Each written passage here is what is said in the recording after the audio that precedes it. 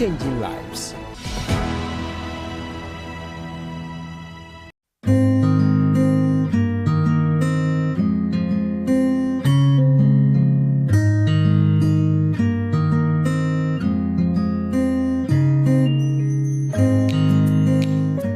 And good evening, lovely viewers. Welcome back to the consulting room. The consulting room comes off every Monday from 8 to 9 p.m. Welcome. Thank you again for joining us. I'm Dr. Na Ayikanko Inin. In the management of diseases, we have different modalities, and there are multidisciplinary approaches to make sure that the patient has a wholesome recovery. We have people like nurses, we have doctors, we have pharmacists, we have dietitians, physiotherapists, different people coming in to help with the management of diseases in patients. And tonight we'll be discussing one of the very important approaches to the management of diseases. It's not one of the very common ones, but tonight we're going to learn all about it. And we have the right person in the studio to help us with this discussion.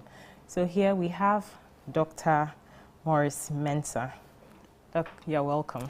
Thank you, Na. Yeah, and he's a naturopathic doctor and also the CEO of the Amaris Naturopathic Clinic. We'll learn all about naturopathy today. That's right. So we'll go for a quick commercial break, and when we get back, we'll start our discussions. Please stay tuned.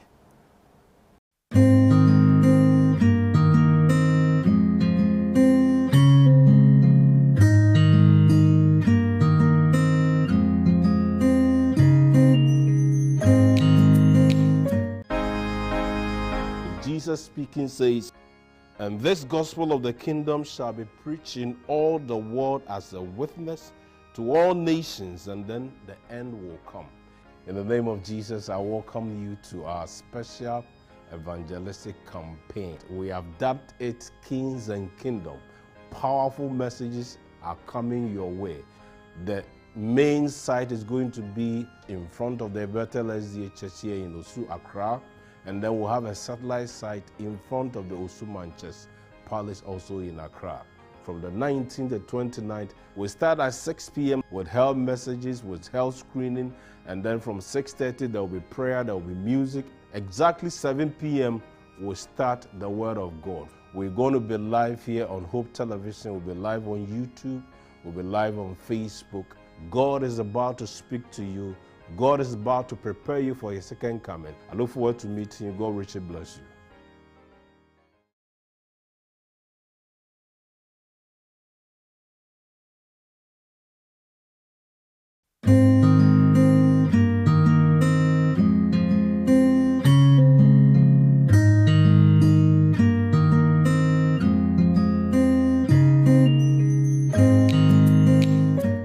Welcome back to the consulting room.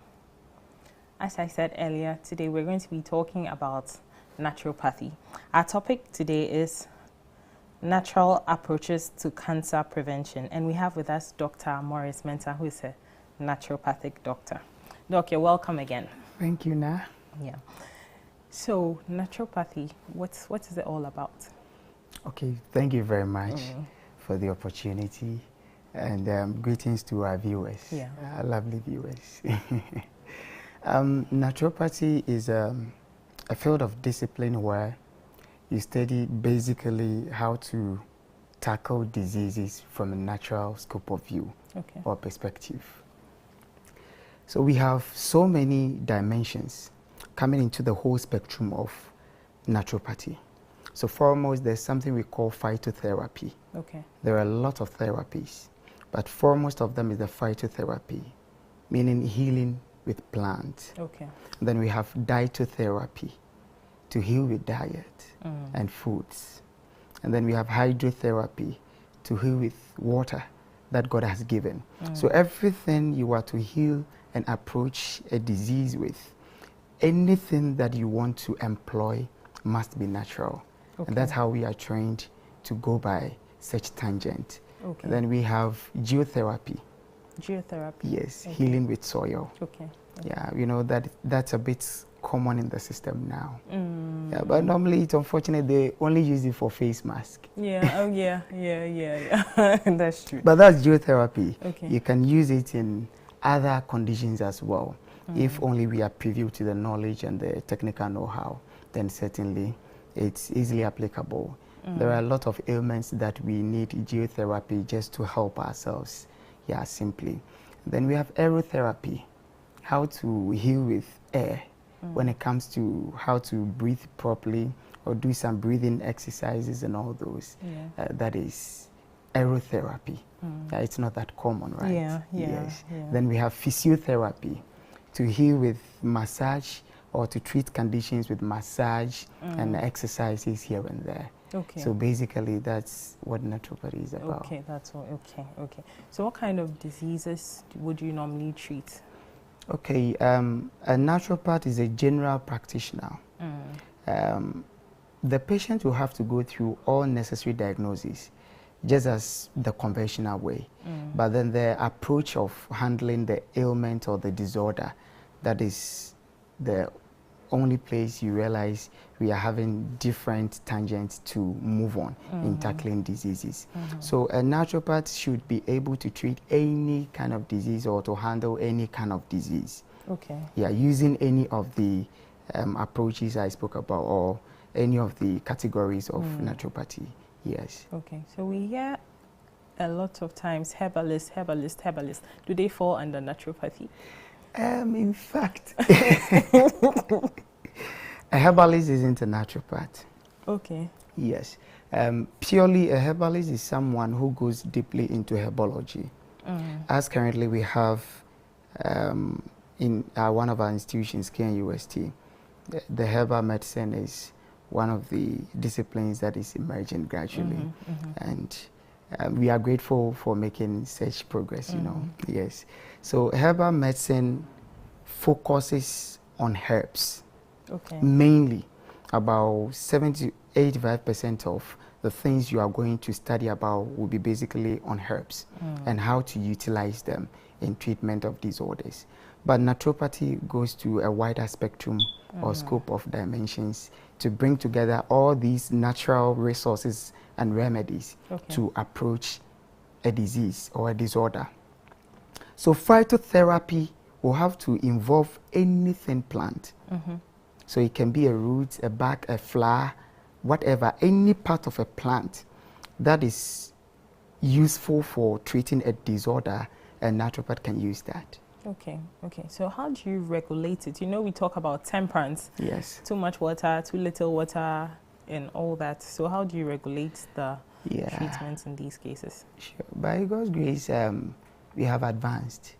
Yes. So we go through a lot of laboratory procedures in order to come out with our formulas to ascertain the necessary phytochemicals or phytonutrients or components or phytoelements within the articles, the health articles you want to use. When I say articles, I mean the plants or the flower or whatever that you wish to use. When you have such substances, you need to go through laboratory processes in order to determine the various phytonutrients in such plants. And then you know the various types and kinds of ailments or diseases you can use them for. So you apply them appropriately. Right. Yeah. Right. So tonight we're talking about cancer prevention, right? What is the place of naturopathy in cancer prevention? Yes. Basically, understanding is deeper than knowledge. So most of the times, it becomes a bit okay when you really understand what you are handling. Not only to know about it technically, but to also understand it. Once you're able to understand the kind of disorder that is before you, you know how to handle it appropriately. And then when it comes to cancer, we must understand the concept of cancer, how it forms, how it develops and all those. And then you can appropriately tackle cancer. And we have known that cancer is a malformation of a cell. So if a cell should be malformed to take a different shape or a different nature and to be rapidly increasing to affect other nearby organs or tissues, we need to be asking ourselves then, what should be the causative factors, or what are the causative factors surrounding such instances? Once we are able to digress deeply to find out the core relations between the causative factors of cancer, certainly we will be able to tackle such factors very well. And so when it comes to naturopathy and cancer, the foremost thing to look at is the diet, because we have known that cancer is a lifestyle disease. And most of the peer-reviewed articles that has come out about cancer and its relations to diet are very, very phenomenal. And it's so vivid, it's so clear that most people have been taking certain foods that aid the growth of cancer. That is one. And then it also sometimes creates that enabling environment for a cancerous cell to develop. I don't know whether my point is clear. And so once we are able to comprehend that, a lifestyle disease certainly will be generated by our own lifestyle. And if about 85% of the causative factors surrounding cancer are attributed to diet, then we really need to look at diet foremost. Once you are able to advise the person, okay, by studies, these foods will not help, particularly with your condition, because you have cancerous cells within you. And when the cancerous cells are feeding on these kinds and types of foods, it will certainly make the situation worse. So what you will have to do is to be advised or counseled by your practitioner or naturopath on the types of foods to abstain from, if possibly. And then the types of foods to be eaten to help the system recuperate its health and strength to be able to fight the cancerous cells. Because in most cases, if you have the inner strength, the vital force within, what basically we call the immune system. But we know certainly the immune system is not only the white blood cells, but your entire well-being looks into your immunity.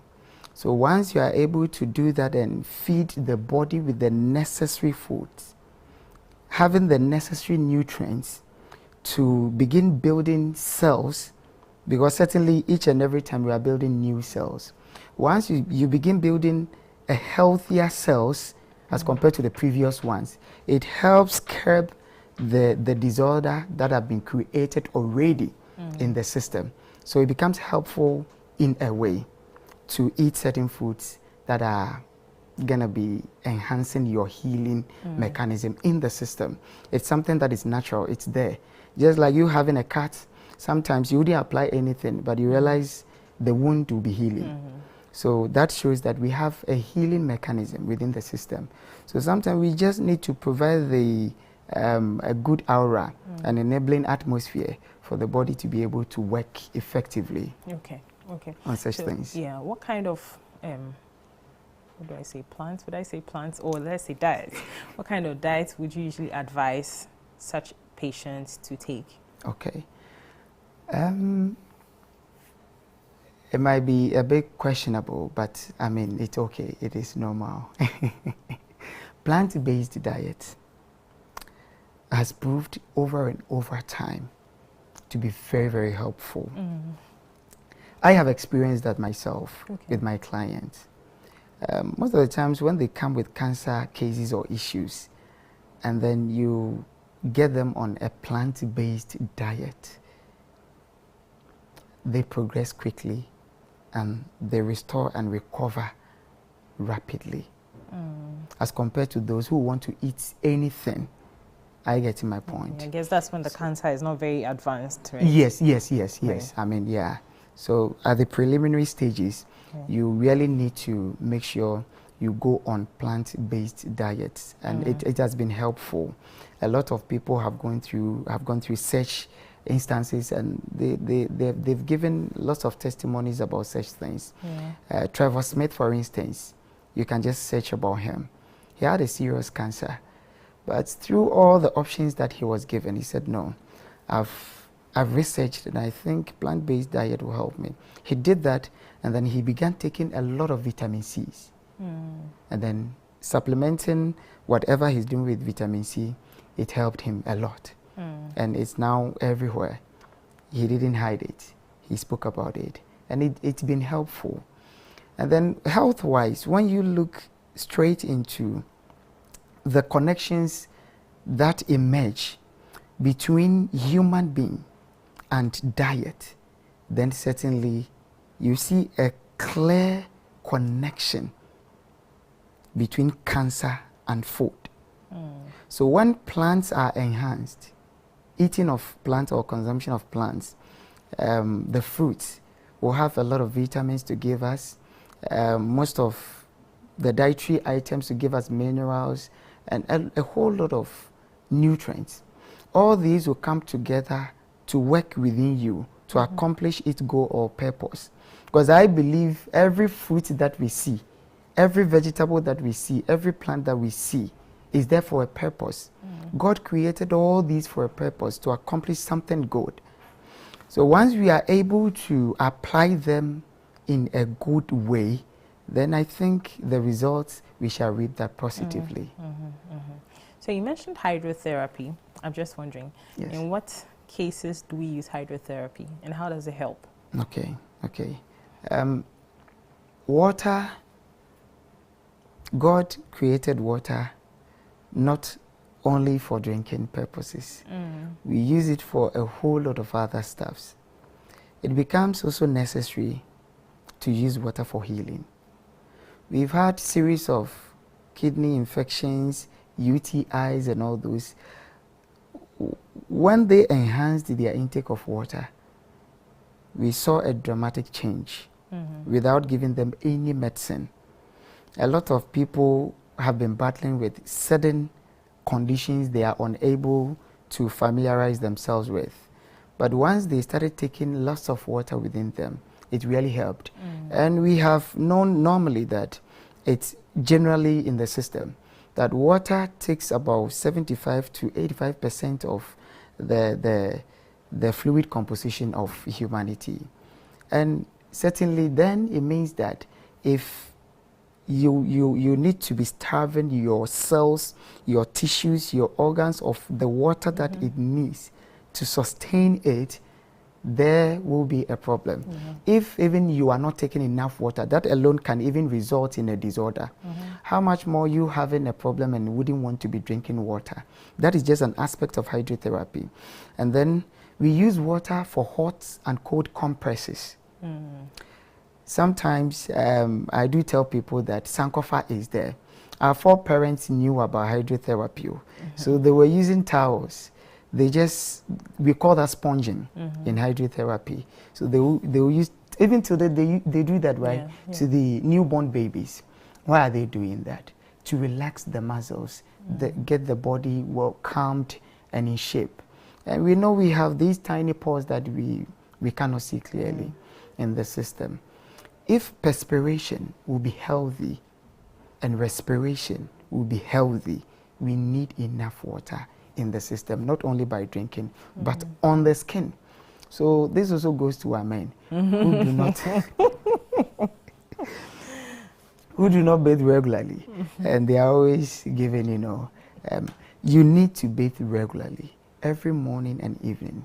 If you want to understand hydrotherapy, whenever you're so much exhausted and you feel very sticky in your body and you get to the washroom, get on your body nice pure water flowing through the body, and then on your body, how do you feel?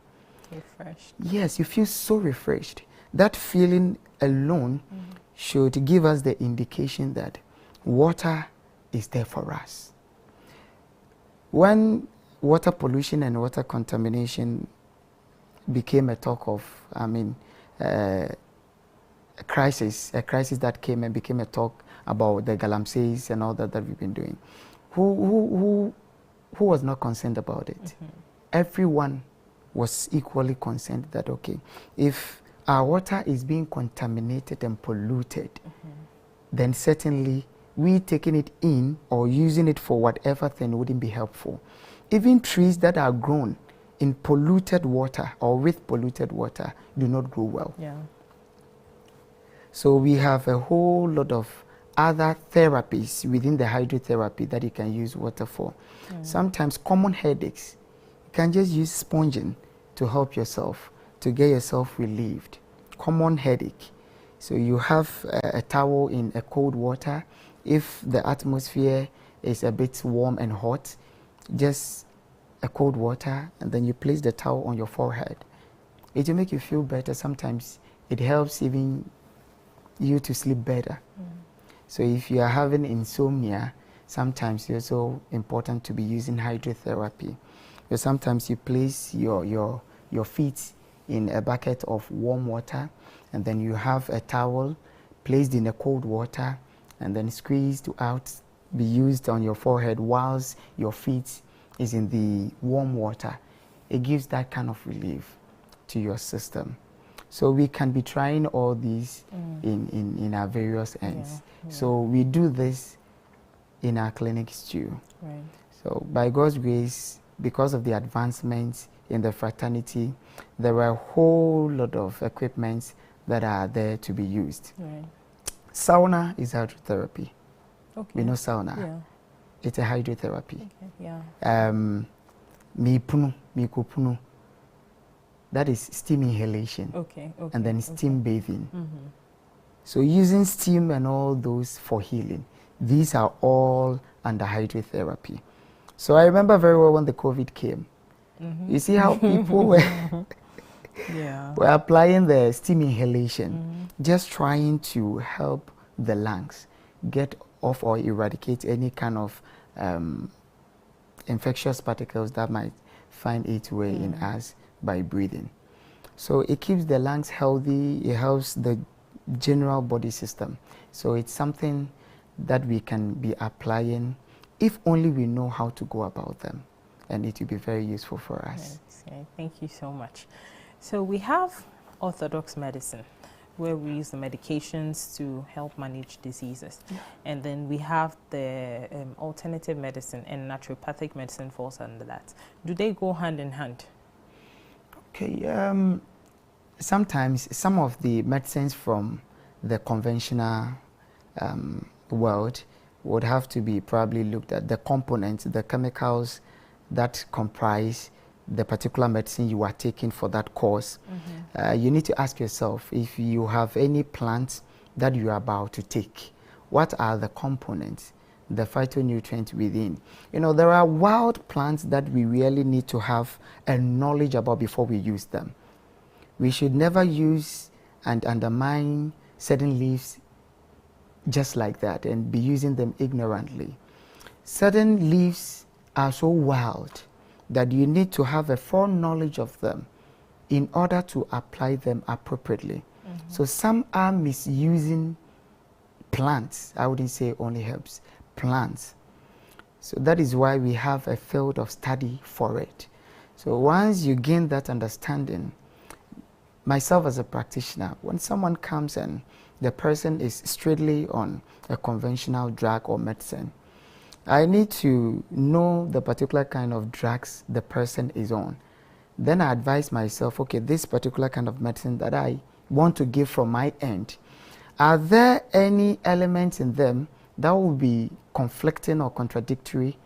If you see anything as such, in order not to compound or complex the problem, you will have to advise appropriately that, okay, let's give it a time for you to complete this medication. When you're done, then we fall on this. So sometimes it's not all the medicines that can come together with natural medicines, but there are some natural medicines that are so normal. It's like taking a contomere soup or contomere stew. I don't think anyone will say, I'm taking paracetamol, so I'm not going to eat contomere stew. I get it. So there are equally some leaves that are very normal and okay. The body sees them, the body recognizes them as food. when such things are taken in together with conventional drugs, I mean, it's harmless. Okay, right.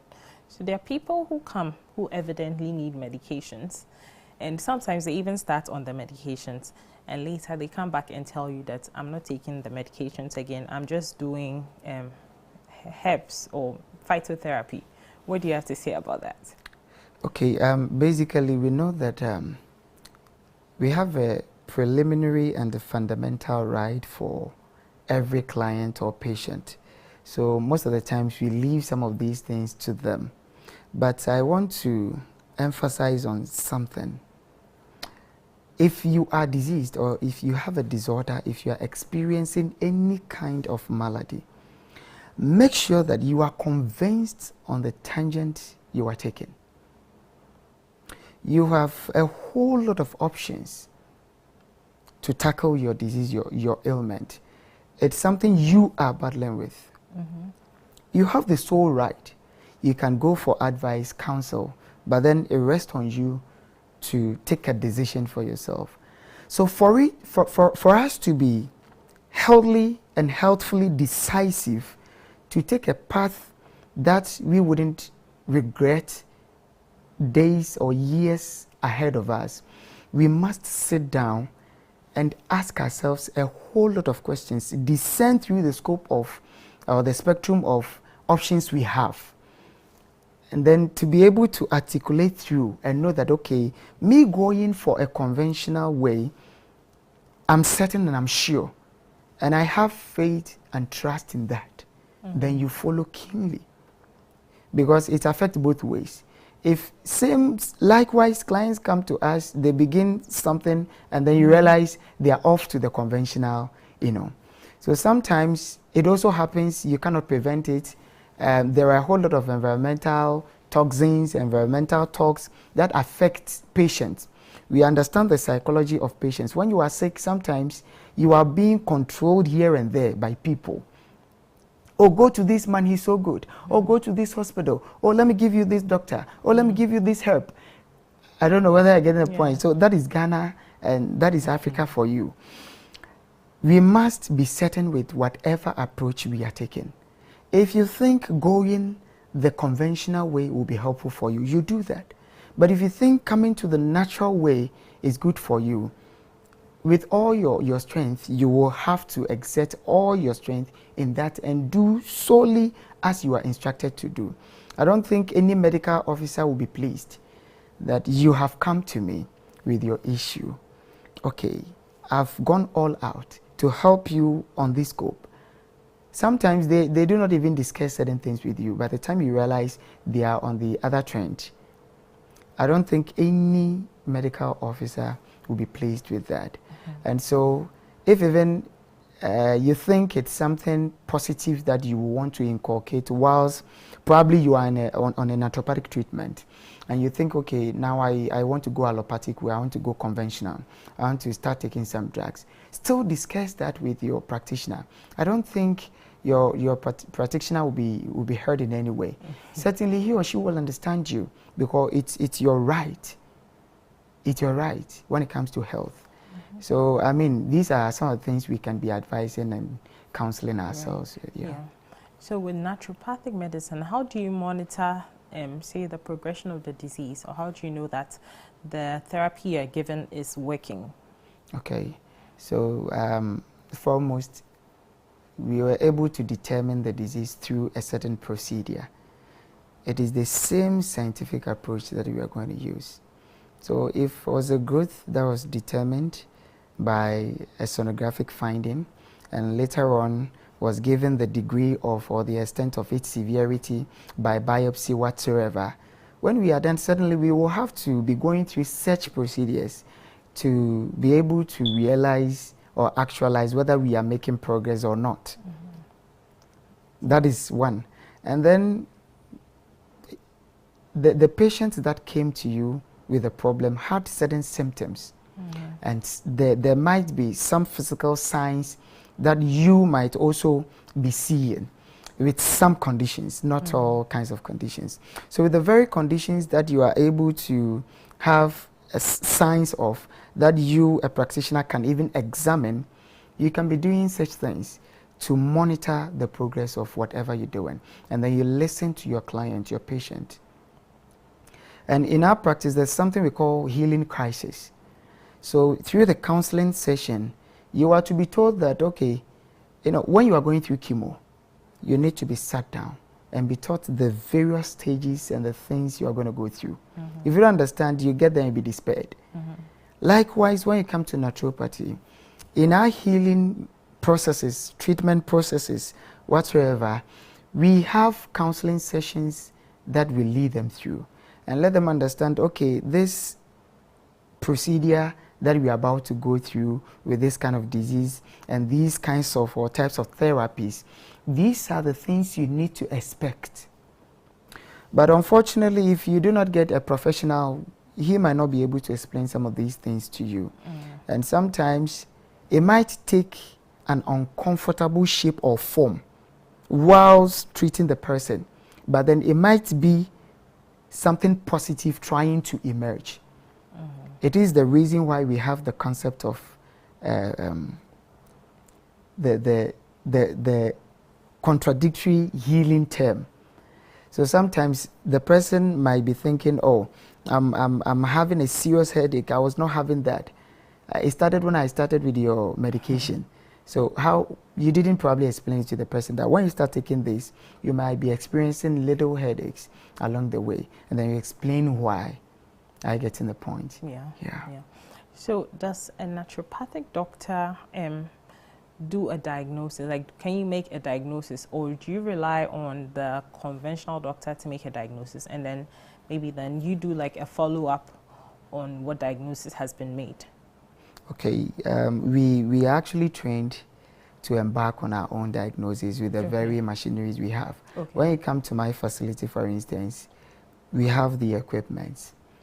So a biomedical scientist is there, a sonographer is there. So whichever aspect of diagnosis that we want to embark on, we have those experts there to work on any kind of condition we want to check out whatever is happening.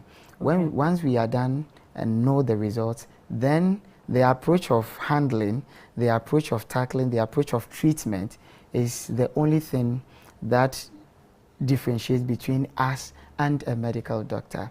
But then we use the same environment for determining or to be able to figure out a particular disease or diagnosis. Right.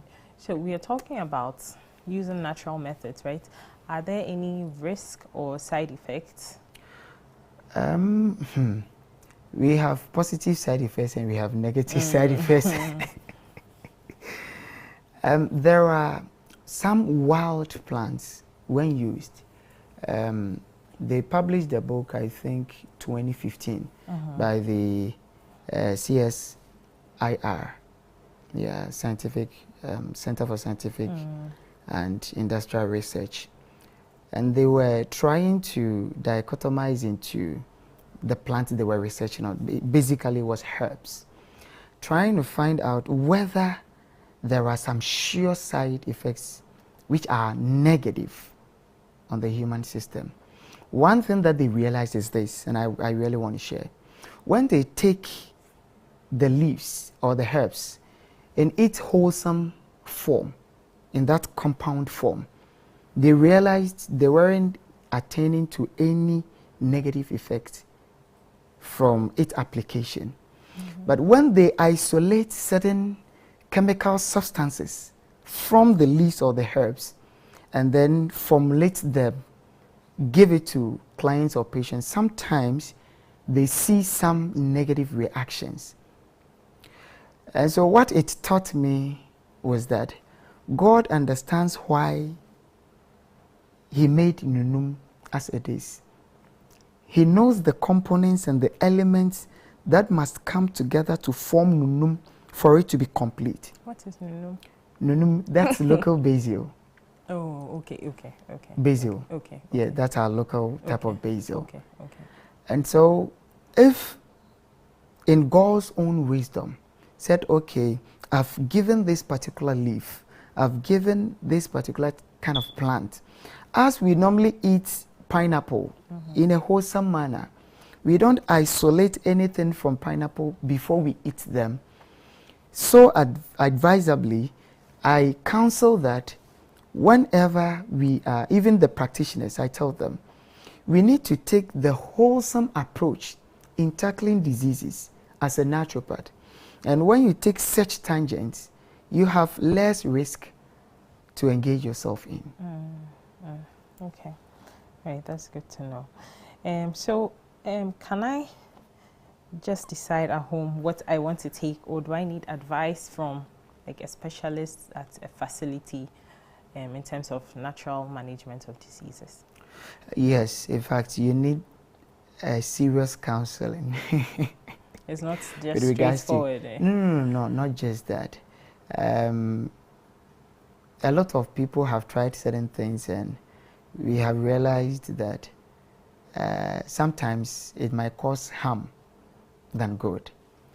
So if you don't have the knowledge on the proper application of natural remedies, it's good you go in for that knowledge, or be counseled, or be directed, or instructed from that angle or perspective. Because every plant that you see has a unique thing that it tackles in the world. Its usefulness must be understood. What are you using it for? So if you have no idea what ginger will have to do at a particular time to apply in a certain way, you cannot just say, okay, I've had burns and I want to use ginger. It might probably worsen your situation. But when you are told, okay, if you are experiencing a close cut, use ginger, then you understand it's coming from where the person understands and comprehends what he or she is preaching, is trying to advise on. And so most of the plants that we are using, we tend to abuse them. It is the reason why, by God's grace, we have the opportunity, and we have the naturopaths, we have natural healers who are also enhanced and trained on that angle or perspective. We have a lot of herbal doctors in the system now. KNUST, an institution doing that. So we can fall on them. All these resource persons are there to help us understand how to apply these herbs appropriately. So I have always said that the practice, there's nothing wrong with it. But some of the practitioners are where the problems are. So you can have a problem with a practitioner, but not the practice. Because the practice is so genuine.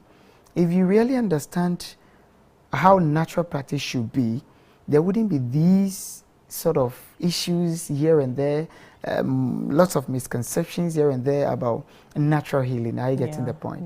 It's because we don't have, we are not portraying exactly what it is. We are misrepresenting what natural healing is all about. I don't know if you've encountered any of these people, but you see a lot of people, sometimes they come around with a capsule that cures so many diseases. Sometimes we meet them too. We meet them too. But we advise them, if in any way you have experienced within your field of practice that, okay, this particular herb or plant have been able to accomplish A, B, C, D for me, it has to be well presented. In fact, the ambiguity of the whole issue about one substance curing many things is not well fathomed by many of us because we don't understand how nature heals or treats. And so, looking at the phytocomponents that might be available in mango leaves, I wouldn't doubt that, okay, mango leaves can be used for heart problems because probably it is having bisphenol A whatsoever, having so and so chemical substance, having any kind of nutrients that you think, I'm just giving instances, So regardless of the substance that is seen in there, if you do not have the pure knowledge on the particular thing it is going to achieve, you are only losing. But once you understand, okay, mango leaves, it has this and that and that, and this will help this will help that, then fine. Then you can clearly come out vividly and say, okay, with this combination, you'll be able to treat this and that and that. I'm not disputing that fact. There are varieties of phytocomponents in one plant that you can mention of. Particularly, I will talk about one plant that we have in the country that has been researched, I think it was around 2007, by a particular research center in the USA actually. And they came to Nigeria and Ghana. They found the plant, they started working on it, on cancers. And they are probably, later on I'll get you some of those articles. And it worked perfectly for them. These are white people who have come to take ours. I believe the strength, the focus, the energy that we exert in the conventional way, if we apply same from the natural perspective, I think we will achieve a lot. So most of the times they exaggerate, I believe. Most of the times they exaggerate because the business aspect of what they are doing cannot be compromised too. So because they want to amass wealth and all those, sometimes they say a whole lot of things, many kinds of things, just to convince and persuade people to get their products and to use them. But I don't think it's a good way to go about them. Right. You need to be sure, you need to be certain, it has to be well researched, not necessarily the credible institutions, but you need to be truthful to yourself. In as much as you were trained professionally as a naturopath, you can also do some clinical trials at your facility with your medicines and all those. I have a colleague friend in UCC. Sometimes my medicine, I do give it to them for them to run their phytoanalysis and all those, for we to know the exact phytonutrients in these plants and to know how to apply them. So I cannot just go in and then bring in any leaf that I want to help bring your sugar level down, whilst not having that preview knowledge to as to whether the plant will be able to do that, the capability of the plant to bring down sugar levels. Probably it wasn't designed or it wasn't created for that. I believe healing is from God, and He's given us healing through these natural remedies. But its wrongful application can be catastrophic. Thank you so much. We'll go for a quick commercial break there. When we get back, we'll continue our conversation. Please do well to send in your questions and comments as well. We'll love to hear from you. Please stay tuned.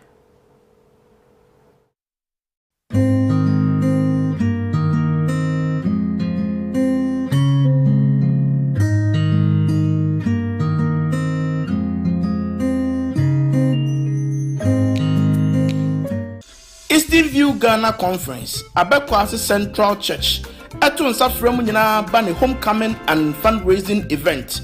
Abaso on the 29th of April 2023. Now Kuno Pepe na Ashasie Ewo Abekwase Central Church Asonde Mohwa. Now watching Munso Anyum Tour, debate, clean exercise Inyina Ebekoso. Guest of honor Nana Apia Akroma Echampon the third.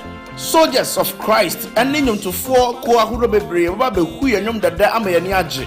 And Nuntia Tunsa Fre Abekwase Fonina. One hour, one year, some young no more to Munina, some Murphy, Yena Yansha, a French Christian no yam. See you there. Jesus speaking says, and this gospel of the kingdom shall be preached in all the world as a witness to all nations, and then the end will come. In the name of Jesus, I welcome you to our special evangelistic campaign. We have dubbed it Kings and Kingdom. Powerful messages are coming your way. The main site is going to be in front of the Bethel SDA Church here in Osu, Accra, And then we'll have a satellite site in front of the Osuman Chess Palace, also in Accra. From the 19th to 29th, we start at 6 p.m. with health messages, with health screening, and then from 6:30 there will be prayer, there will be music. Exactly 7 p.m. we'll start the Word of God. We're going to be live here on Hope Television. We'll be live on YouTube. We'll be live on Facebook. God is about to speak to you. God is about to prepare you for His second coming. I look forward to meeting you. God richly bless you.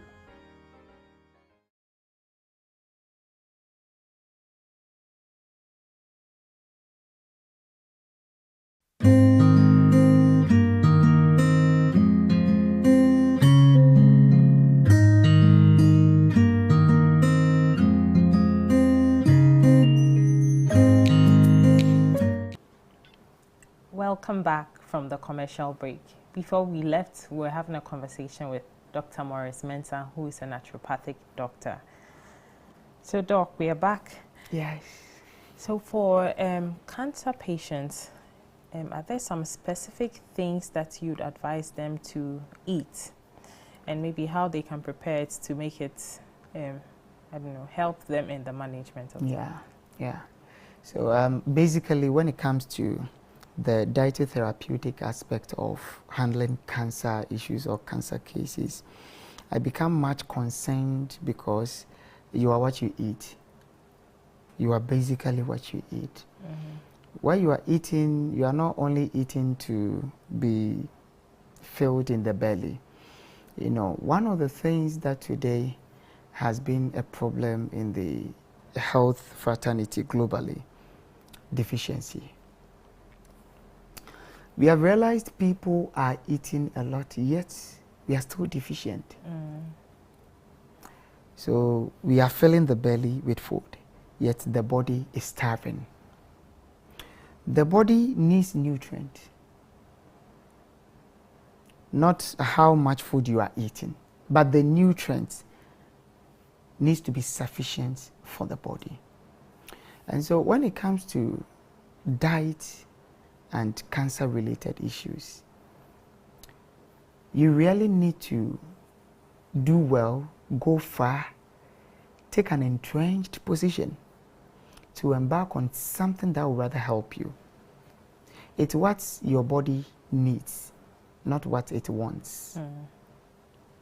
So if you crave for just anything, that will increase the free radicals within your system and will create that kind of environment for cancerous cells to strive, then certainly you are not going to make progress. So we need to go off certain foods. Scholarly, we have articles that are reviewed that when certain foods are eaten by certain cancer patients, the situation gets worse. One of them is sugar. One of them is sugar. And it's widely today on the internet. You can just read about them. What does it do? When it gets into the system, it creates that kind of environment for the cancerous cells to strive, to multiply, and to rapidly increase, because it has its food that it feeds on. Once cancerous cells take over, we know we all have little tamed cancer cells within us, as medically they have been saying. But once it takes over and becomes that cancerous and be seen as a malady or a disease, certainly it will have certain things to feed on, to grow. Besides that, eating processed foods in itself, whenever we are to eat, we need to be mindful of the nutrients in the foods.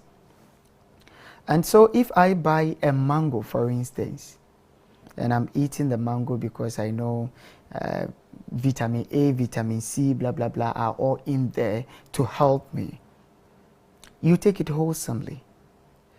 But there are instances where you are told this is a mango juice, but will not be probably made with mango. So such processed foods or processed foods sometimes are preserved with chemicals. Yeah. And you don't need chemicals in your system.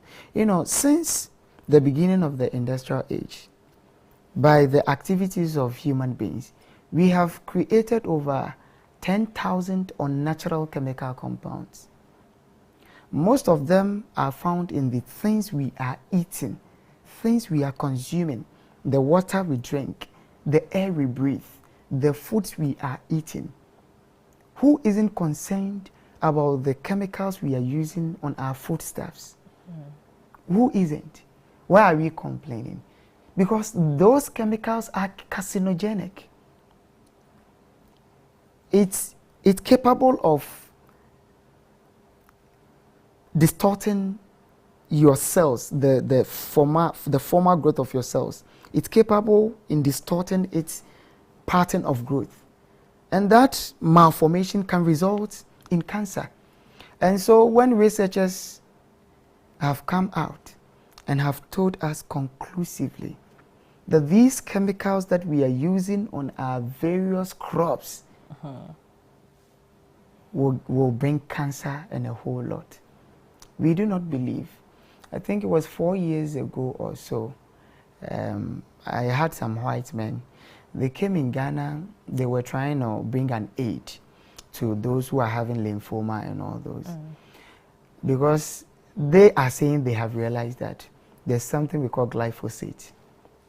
Glyphosate in most of the chemicals that we use in agriculture. And it has been linked to causing cancer of the lymph.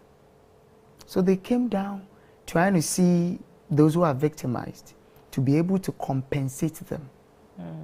Should we sit down or should we let it get to that end, that level before we take these approaches? No.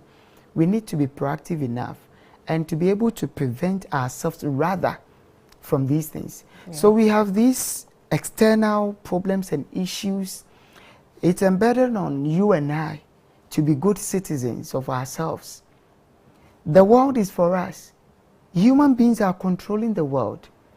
If God should kill all human beings today, this world, this earth, the air, the water, everything will come back to normal. So we are the enemies of our own selves. So Dr. Raymond Pearl in the States says that man is the only creature given to the practice of self-destroying habits. So most of the things we are doing, most of the activities we are carrying on, we are only destroying ourselves. But we forget that we need nature. Nature doesn't need us. So you using that amount of chemicals on the tomato, you are killing your brother, you're killing your sister, you're harming your sister. So we do all this to jeopardize our health. And sometimes we worry and we wonder where some of these diseases are emanating from. Years ago, we didn't have this prevalence of cancers in the system. Why are we experiencing these today? It's because of the tangent we have taken in our activities as people. We need to be doing better for ourselves. We process stuff to an extent where we know that these foods that I'm about to go out and sell, I'm only going to sell them for marketing purposes, to make money, for business purposes. How well should a business be seen if it will have to cost the life of someone for you to make money? So these are some of the things we want to talk about. So when it comes to cancer, you know, there are people having skin cancers. So you having a dermatological cancer and still using chemically laden creams and pomades on your skin, you ain't doing any good for yourself. So we should abstain from chemicals as much as we can. We all complain about organic foodstuffs because they are expensive. it's because the system is not supportive for them. They go through hell. They will have to spend extra more in order to be able to produce the natural stuffs. So we need to start planting certain things in our houses. Tomatoes, peppers, ginger, you know. So we need to stop tiling our whole houses when we are building. You know, we want to have that beautiful edification of our buildings and all those. We can still break some of our tiles and plant certain things that will give us direct benefit with regards to our health. And so there are a lot of foods we are eating in the system. They are not foods. They are food-like substances. Food must be grown from the soil. It must grow from the soil. That's how God made it. When God was calling food, it came out of the soil. And that is where we have come into this world. That is what we have seen. That is what we have been experiencing. I don't know anyone who have been plucking fruit from the air. It has to germinate and grow from the soil. That's how God made it, because we were made of soil. That is the connection we have. That is why you, a soil makeup, must feed from soil. So you eat from soil, what is grown from the soil. And it is one of the reasons why we naturopaths, we also believe we must heal from nature. We are composed of soil. So from soil we came from, soil we have to do everything with. Yes. So to return to that, do you know that when any good food should also return to soil, where it came from? So when you put tomato down, it has to rot. Is that not right? Just as we human beings will also rot when we are in the soil. A tomato, any natural good food, has to rot in the soil. That is why plants also rot. I get my point. So I mean, that's how God made it. It has to go through that. We are all together. We are interdependent. That is why without water you can't drink. You cannot survive. You have to drink to survive. Without air you cannot breathe to survive. Without food you cannot eat to survive. So all these are created for our own well-being. We need to go outdoors to exercise, to have deep breathings, to have breathing exercises, to be inhaling deeply and be exhaling, to help us get rich blood. We call that oxygenated blood. If your blood isn't that rich, that means you have a problem. For you to have rich blood that will be healthy for your body, it has to be properly oxygenated. And an oxygenated blood that will be oxygenated with an impure blood, impure air, certainly it will result in an impure blood, because it's a component of the blood. You cannot get the oxygen out of the blood. It has to be part of it to have the oxygenated blood that will be distributed to all the parts of the body. And so when you have good air, healthy air, pure air, and you breathe in that, what it means is it is going to affect your body positively. Right. Thank you so much, Dr. Mensah. Unfortunately, we've run out of time, but we've learnt a lot. Thank you so much. Prevention is better than cure, as we all know it. There are so many things we can do to keep ourselves healthy so we don't get to the case where we now have to find treatment for our ailments. Let's eat good food, not just food-like substances, right? Let's exercise, let's drink water as well, and let's stay healthy. Thank you so much for watching, and have a good night. See you soon.